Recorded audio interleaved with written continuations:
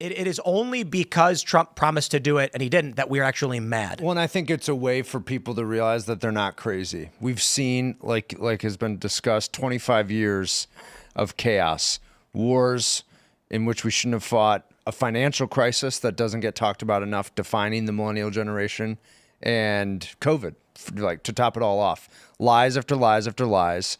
And I think we wanted some reason, right? It was some credence for why this has been going on, why our leaders seem so unaccountable. But I mean, Phil, to your point, I think immigration is the game. It's the game for our nation. Yeah. It is. I think it's the game politically for President Trump, and.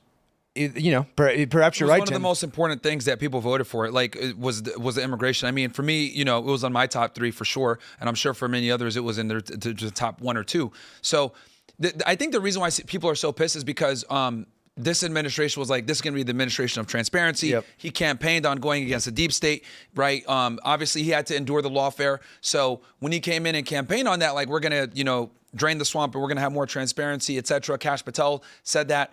We're going to make the FBI your FBI again. So this is why people are so pissed off, because they're like, what the hell? You said that you were going to go on with the transparency. So that's why people are pissed. But yeah, I mean, they're holding Trump to a higher standard than your average politician because of that.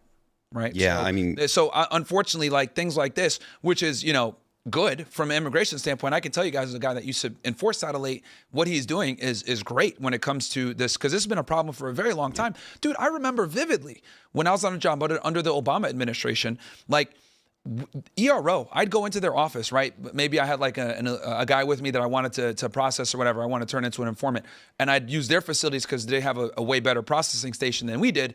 They'd be sitting around just hanging out on their phones, like chilling and shit, not doing anything, because under Obama, it was very frowned upon to go out and do interior enforcement. Yeah. Even if you had warrants of deportation, et cetera, they didn't want to go out and arrest people because, number one, the locals weren't going to help them. Number two, it was going to be a pain in the ass. And then number three, they might deal with some backlash from the higher management because of Obama being in office. So immigration is a very sensitive topic, especially when it comes to interior enforcement, where depending on who's in office, it dictates how hard you can go on your job. So what we're seeing now is a refreshing change for sure when it comes to interior immigration enforcement.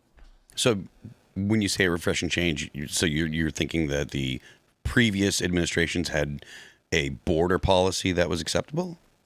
No, they didn't. No. I'm saying it's refreshing because not only, when I say refreshing, I mean as in doing interior enforcement. Okay. Like enforcing on the border was like, okay, we catch them on the border, it is what it is, right? Because Border Patrol's there, you have way more authority, you have way more immigration officials that are there. But once they make it past that 30, what's called the functional equivalent of the border, that 30-mile radius, they're safe, dude. They make it in, they're good. Like they're probably not going to get touched by ERO at that point, because it's ICE ERO that's responsible for them once they get into the country. And if they're having their hands tied by the administration in office, they're not going to go after them. What was the last administration that actually did things like ICE raids? It's Trump's first administration. They were more on it. Before Donald Trump. Oh, dude. Ever? Yeah, did it ever happen? I don't recall ICE raids by George Bush. Yeah, it was always frowned upon. And then before that was INS. So prior to George Bush, it was INS, and it was under the DOJ. So it was always fairly frowned upon. Like I remember, here's another. So worksite enforcement, right? So you had to get like headquarters approval to do a worksite enforcement raid under the Obama administration. It was a big deal. Really? Yeah, dude. But there was a situation too where you have to fill out I-9 forms, right? To get a job in the U.S., you have to fill out an I-9 form that shows that you're a citizen. But the deal with the I-9 forms is they never go back to government. They just sit in your file, and then if government comes knocking, you have your forms ready. Why aren't those filed with the federal government, filed with the, filed with DHS, so that people great answer. are aware of it? Great question. That's really because then they could look at the Social Security numbers, run them, and see what's up. It's contingent upon the administration. Yeah, but they've never done it. Yeah, you never file. So they ramped them up. So like under the Obama administration, they did them kind of, and then once Trump came in, we ramped them up. But depending on who's in office, that dictates how hard you go with immigration. It's a very hot potato. The Obama administration needs to be studied because they were so effective. Even my first deployment was on the transition from Obama to the first Trump administration. And it was night and day between the approvals you had to seek overseas.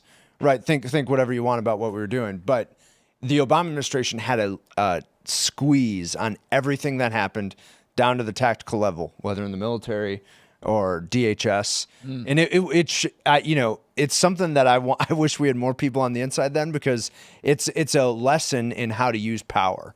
That's where. Let me I ask you think we this, need to because be. I've been wanting to really ask someone from the military on this that was actually doing stuff. Was it more restrictive under Obama or less? A lot more restrictive. A lot more You restrictive, right? essentially, if you wanted to conduct a kinetic activity of any kind in Iraq, at least,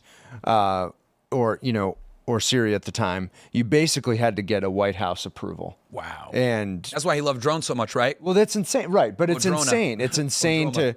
and so there was literally a night and day difference between when Obama was in office and then when Trump came into town. It's why he does deserve credit for how things went against ISIS in northeast Syria. Yeah. Because you wouldn't have had the rules of engagement, latitude, and the flexibility for the commanders on the ground to take ISIS fighters out. Because previously, Obama almost himself wanted a signature on almost every one. Wow. Which to me, again, it's the lesson is presidents, if they want it, can use their power, and it can be effective. It's just a question of having the will. That's one of the things that I think Donald Trump has shown very clearly. Like the expectations of a conservative president are going to be different going down the line for the future, for at least for the foreseeable future, just because of President Trump. Before Trump, it was, you can't do this, and et cetera. And there was always excuses, Congress has to blah, blah, blah, et cetera. It's interesting Donald Trump to see just came in and he's like, nope, executive order, executive order, executive order, and this is how it's going to be. And the American people are like,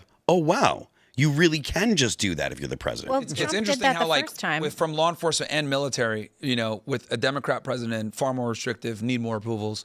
With a Republican president, you're just allowed to do your job with far more, leeway. Yeah. Yeah, You were saying? Trump did that the first time. All of his executive orders after Obama on the border, he had a ton of those. And then Biden on his first day in office literally reversed every single one, opening the border and creating multiple semi-legal ways of illegal immigrants coming into the country and sticking around. And then when Trump took office, he reversed them again. I really hope that we don't end up with a situation where the White House is just continuously ruling by fiat, and every 4 years, everything drastically changes like that. I think it's a little much. With immigration, unfortunately, it always flips because Democrats are always, far easier. They pump the brakes on immigration every single time. Mm-hmm. Yeah. Because that's their base is blacks, immigrants, now they're trying to do white women. White women. Hakeem Facts. Jeffries already came out. Was it yesterday? Hakeem Jeffries was like, we're going to use every tool at our disposal, including redistricting. And then you had Jasmine Crockett on cue in, I think she was wherever she was today, talking about how Texas districting is racist, and so they need to do redistricting. So she's going to pull it's racist, get the redistricting, which was already Hakeem Jeffries' plan to try and win back the House in 2026. So it's just all race fakery. politics with the left. And it's all fakery.